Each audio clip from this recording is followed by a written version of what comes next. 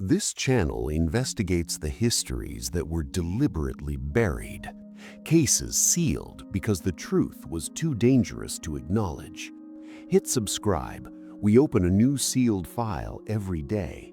Tomorrow, we're releasing a case from Pennsylvania, 1857, a courthouse fire that destroyed every record except one. That file is already waiting. Drop a comment right now. What state are you from? Because what happened in Maryland in 1843 may not be as far from your home as you think.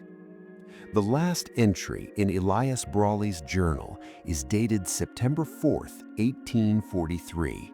He did not write about fear. He did not write about what might happen to him if they found the ledger before he reached Baltimore.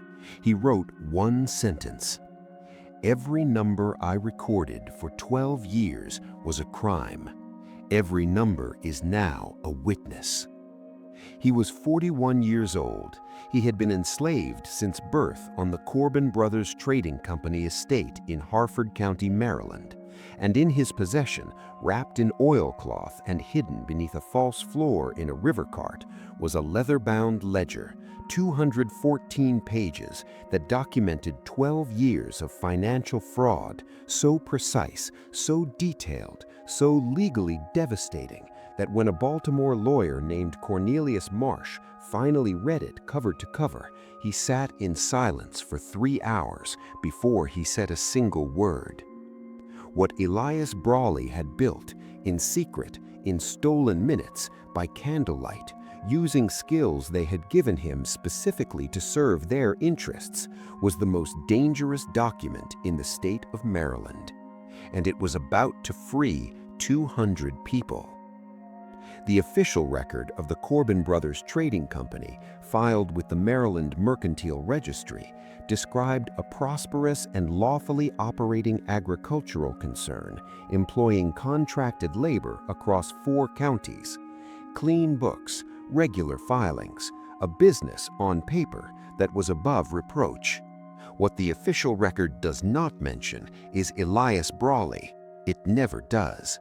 This is his file, and it has been sealed for long enough.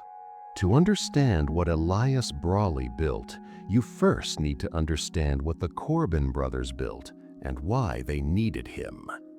By 1831, the Corbin Brothers Trading Company was one of the largest agricultural operations in Harford County, Maryland.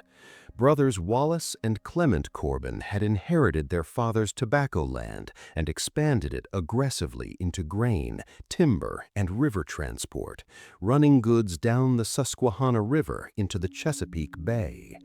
On paper, they employed contracted workers and paid market wages. In practice, they operated a system of forced labor across 4 properties, carefully disguised through a layered system of false contracts, phantom wage payments, and fraudulent ledger entries. The air on the Corbin property in autumn smelled of river mud and wood smoke. The main house sat on a rise above a low floodplain, its white clapboard exterior freshly painted each spring, a deliberate performance of respectability. The quarters where the enslaved workers lived were set back and below, built into a hillside so that from the road you could not see them at all. Wallace Corbin understood something that many men of his era did not: that fraud, maintained with enough precision, is nearly invisible. And for fraud to be precise, you need a man who understands numbers. Elias Brawley had understood numbers since he was 7 years old. His mother, Cora, had taught him letters and figures in secret, using charcoal on a flat stone. By the time he was 12, he was faster at mental arithmetic than any man on the property. Wallace Corbin noticed. By the time Elias was 19, he had been assigned to work in the trading company's office, recording shipments, reconciling accounts, preparing the financial documents that would be filed with the Mercantile Registry each year. He was given access to every number that moved through the Corbin operation. They believed he had no way to use it. They were wrong about that from the very first day, because Elias Brawley had already begun keeping a second ledger. He acquired the leather-bound book in 1831, traded for it over the course of a year in small exchanges, a piece at a time, so that no single transaction would be noticed. He made his own ink from oak gall and iron sulfate, stored in a hollowed heel of a boot. He wrote in a compressed hand, small enough to fit 4 months of entries on a single page. What he recorded was not a diary in the conventional sense. It was a systematic, parallel account of every financial transaction he processed for the Corbin Brothers, set alongside the falsified version submitted to the registry. Entry by entry, shipment by shipment, wage record by wage record. He documented the phantom wage payments, money recorded as paid to contracted workers who did not exist. He documented the fraudulent shipment weights, loads recorded at one figure, sold at another, the difference pocketed privately. He documented the false property valuations used to secure loans from 2 Baltimore banks. And he documented something else, something that would prove to be the most significant detail of all. The Corbin brothers had, since 1829, been receiving state agricultural subsidies allocated for operations using paid free labor. They had submitted sworn declarations every year confirming their compliance. Every declaration was a lie. Every subsidy payment was fraud against the state of Maryland. Elias Brawley had copies of all of it, in his own handwriting, cross-referenced and annotated with dates, amounts, and the names of the officials who had countersigned the declarations. For 12 years, he recorded everything. He never told anyone what he was building. He had learned very early that the ledger was only useful if it survived. Just when we thought we'd seen it all, the horror intensifies. If this story is giving you chills, share this video with a friend who loves dark history. Hit that like button and don't forget to subscribe. Let's discover together what happens next. The question that Cornelius Marsh would later ask himself, the question he recorded in his own private papers, now held at the Maryland State Archives, was this: how does a man maintain that discipline for 12 years in conditions designed to make him invisible, recording crimes he cannot report, building a case he cannot file, for a day he cannot be certain will ever come? Marsh had no answer. He wrote that he suspected the answer was beyond his capacity to fully understand. What he did understand was this: in the spring of 1843, something shifted. Wallace Corbin died in March of that year, a sudden illness, 4 days from first symptom to burial. Clement Corbin, the younger brother, assumed full control of the operation, and Clement was not his brother. Where Wallace had been calculating and controlled, Clement was erratic. Within 6 weeks of assuming control, he had dismissed 3 of the company's longest-serving employees, renegotiated contracts with 2 river transport partners in ways that immediately raised suspicions among both, and, most critically, had begun moving to restructure the labor arrangements across all 4 properties in a way that Elias Brawley recognized immediately. Clement was preparing to sell. People would be separated, families divided. The network of relationships that had sustained the community on that property for 2 decades would be severed. Elias Brawley made his decision in April of 1843. He had approximately 4 months before the restructuring would be complete. He needed to get the ledger to someone who could use it. He needed a lawyer. Cornelius Marsh was 38 years old in 1843, practicing law in Baltimore from a small office on Calvert Street that smelled permanently of pipe tobacco and damp wool. He had been born in Pennsylvania to a Quaker family, had read law in Philadelphia, and had come to Baltimore in 1832 with a conviction, not always comfortable to maintain in Maryland, that the legal system could be made to function as it was written to function for all people. He had taken on cases that other Baltimore lawyers would not touch. He had won some, he had lost more. He was not wealthy, he was not well connected. He was, by his own description in a letter to his sister, a man who has not yet learned when to stop. In June of 1843, a river transport worker he had previously represented, a free black man named Thomas Quarry, came to his office and told him that there was a man in Harford County who had documents that Marsh needed to see. Marsh wrote in his papers that he did not know what to expect. He had been told the documents related to financial fraud. He had assumed a modest case, a single falsified record perhaps, a disputed wage claim. He was not prepared for 214 pages. The meeting between Cornelius Marsh and Elias Brawley took place on a Tuesday evening in late June 1843 in the back room of Thomas Quarry's house near the waterfront in Fells Point. Marsh arrived at dusk. The room was lit by 2 tallow candles. It smelled of river water and pine tar from the docks nearby.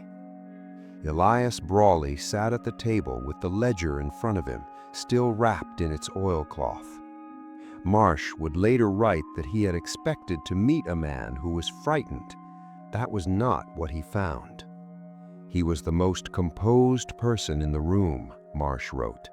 He placed the ledger on the table, unwrapped it with great care, opened it to the first page, and began to explain its structure to me, as if he were briefing a colleague. His voice did not waver, his hands were steady. I am not certain I can say the same of myself. What Marsh found inside those 214 pages took him several hours to fully absorb. Elias Brawley walked him through it systematically. He had organized the ledger in 3 sections. Section 1 documented the phantom wage fraud, 112 fictitious contracted workers recorded in company payrolls between 1831 and 1843, with corresponding false payment receipts. The total sum fraudulently recorded as wages paid and pocketed instead, just under $34,000, cross-referenced against the official filings submitted to the Mercantile Registry. Section 2 documented the shipment weight fraud, 847 individual cargo shipments recorded at falsified weights, with the variance between recorded weight and actual sale weight calculated for each entry. Elias had preserved, where possible, his own working calculations, the original figures before they were altered for the official record. The total discrepancy across 12 years came to just over $18,000. Section 3 was the one that made Marsh set down his pen and press both hands flat on the table. It documented the state subsidy fraud.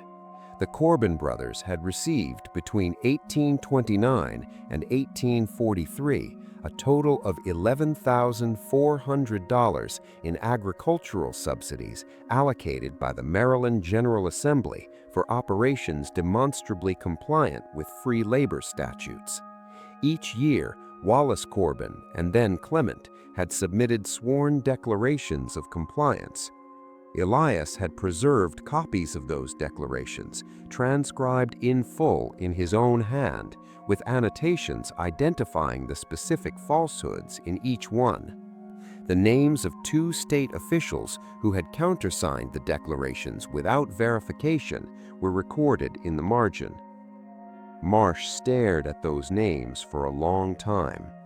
"If these documents are authenticated," he finally said, "this is not a civil matter. This is criminal fraud against the state of Maryland. These men could be prosecuted." Elias Brawley looked at him steadily. "That is what I built it for. Not just the fraud. what the fraud conceals. And here is where Elias Brawley's 12-year strategy revealed its deepest layer. The financial fraud was the key, but it was never the point.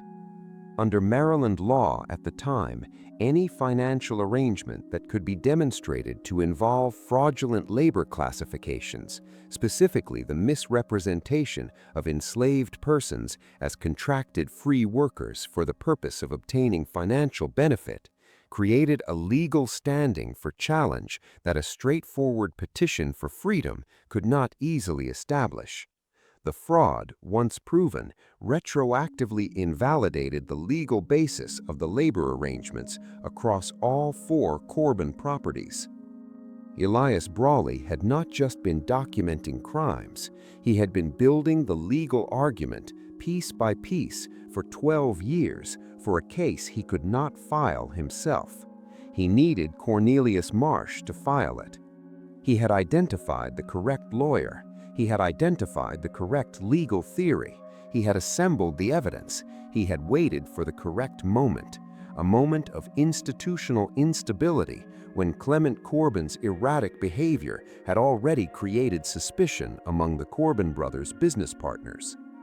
He had handed Cornelius Marsh a case that was, in Marsh's own words, more thoroughly prepared than any matter I have ever received from a learned colleague at the bar. Think about what that means for a moment. This man had no access to a law library, no access to legal journals, no ability to file documents, consult colleagues, or openly research precedent. He had built a 12-year legal strategy in stolen minutes by candlelight in a system designed specifically to ensure that he would never have recourse to the law. And he had gotten every piece of it right. Just when we thought we'd seen it all, the evidence goes deeper. If this story is giving you chills, share this video with a friend who loves dark history. Hit that like button and don't forget to subscribe. Let's discover together what happens next. Marsh spent the next 6 weeks preparing the case. He worked in near total secrecy. The ledger was authenticated through 3 independent processes: a Philadelphia accountant, a retired Maryland revenue officer Marsh trusted, and a handwriting comparison conducted by a document examiner in Washington. All 3 confirmed that the ledger was consistent with genuine contemporary record-keeping. The ink, the paper, the compression of the handwriting, everything was consistent with documents produced over an extended period, not fabricated at once. In August of 1843, Marsh filed a complaint with the Maryland Attorney General's office, accompanied by a 40-page legal brief and a summary of the ledger's contents. He did not file a freedom petition, he filed a fraud complaint against the Corbin Brothers Trading Company, against the state officials who had countersigned the declarations, against the financial system that had allowed it to continue for over a decade. The Attorney General's office received the complaint on a Wednesday. By Friday, 2 investigators had been dispatched to Harford County. Clement Corbin was informed of the investigation on a Saturday morning. By Sunday evening, he had retained 3 lawyers. It didn't matter. The ledger was already in the Attorney General's hands, and Cornelius Marsh had made copies, held in 3 separate locations he did not disclose to anyone. In his ledger, in the entry dated December 19, 1831, his very first entry, Elias Brawley had written a single line at the top of the page before beginning his records. "They will not look here. They do not believe I understand what I am recording. This is the advantage they have given me." 12 years later, in his final entry, dated September 4, 1843, the last line he wrote before he wrapped the ledger in oilcloth and placed it in the river cart was this: "Every number I recorded for 12 years was a crime. Every number is now a witness." He had written the ending before he had written a single page of evidence. He had always known where this was going. Among the names documented in the Corbin Brothers' fraudulent wage records, the 112 phantom contracted workers who had never existed and never been paid, Elias Brawley had made one small notation in the margin beside a single entry. Next to the name recorded as Cora B., contracted labor, seasonal, a name used in the records to falsify a wage payment in 1832, he had written two words in a smaller hand than his usual entries: "My mother." Cora Brawley had died in the winter of 1835. Her name had been used in the Corbin Brothers' records as a fictitious wage recipient for 3 years after her death, generating fraudulent payments that went directly into Wallace Corbin's private accounts. Elias Brawley had found her name in the records, he had documented it, he had included it as evidence, and he had said nothing about it to anyone until Cornelius Marsh found the notation and asked about it quietly in Thomas Quarry's back room. Elias Brawley looked at the page for a moment. "She taught me to count," he said. Then he moved on to the next section of the ledger. Cornelius Marsh won. Not completely, not cleanly, not in the way that the word won implies resolution without cost. The Attorney General's investigation confirmed the fraud across all 3 sections of Elias Brawley's ledger. The criminal prosecution of Clement Corbin resulted in a conviction on 14 counts of fraud against the state of Maryland in March of 1844.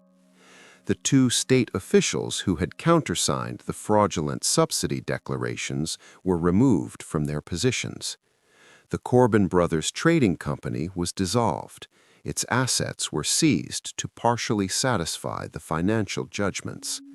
And the civil proceedings that followed, built on Marsh's original legal theory that the fraudulent labor misclassifications retroactively invalidated the Corbin labor arrangements, resulted in freedom documents for 194 people across the 4 Corbin properties. 6 more would be settled in subsequent proceedings over the following year. 200 people. 1 ledger. 12 years. Cornelius Marsh recorded his own crisis not as a dramatic moment, but as a quiet one. He wrote about it in a letter to his sister in Philadelphia, dated the week after the criminal verdict was returned.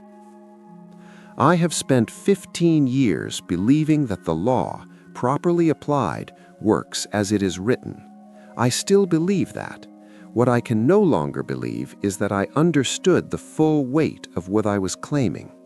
A man prepared this case for 12 years without access to any tool I take for granted.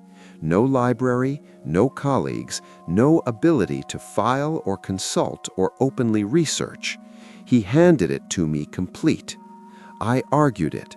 I received credit I do not feel I deserve. I am trying to understand what that means about the work I thought I was doing and the system I thought I was serving." He never fully resolved that question. He continued practicing law in Baltimore until 1871. He took cases that other lawyers refused. He never achieved the kind of professional recognition that his record might have warranted, partly because of the cases he chose to take, and partly, he wrote once, because he had decided that recognition was not the point. He kept a copy of Elias Brawley's ledger in his office for the rest of his life. Not the original, that was filed with the state. A full transcription he had made himself, by hand. He never explained to anyone why he kept it. He didn't need to. As for Elias Brawley himself, the historical record is incomplete. What survives is what Cornelius Marsh documented, what the court records preserve, and what Elias wrote himself in the journal that accompanied the ledger, a personal diary separate from the evidence that Marsh deposited with the Maryland Historical Society in 1871, the year he retired.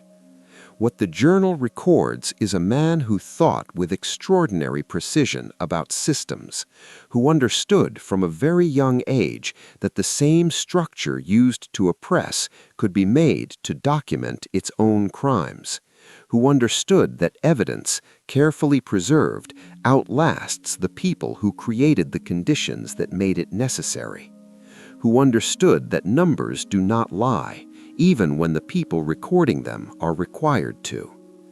He had been given access to the machine because they believed access without power was the same as no access at all. He had spent 12 years proving otherwise. If you had spent 12 years building something in secret, something that could only work if you never told a single person what you were doing, would you have trusted that the day would come when it mattered? Would you have kept going? The ledger is held today in the collections of the Maryland State Archives in Annapolis. It has been digitized. You can look at it.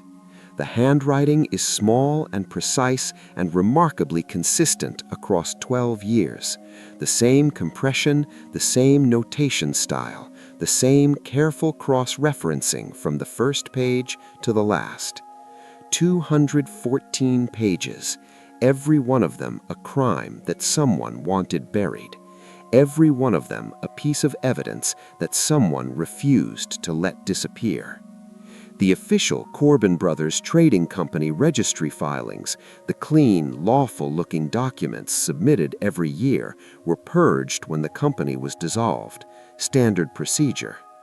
Elias Brawley's ledger survived. He knew it would. He built it to last. The file is open now. He counted their crimes for 12 years. Then he made every number count. Subscribe to the sealed files for the hidden histories they tried to erase. Hit the bell. We open a new sealed file every day. Tomorrow's case is already waiting. Don't miss what history buried.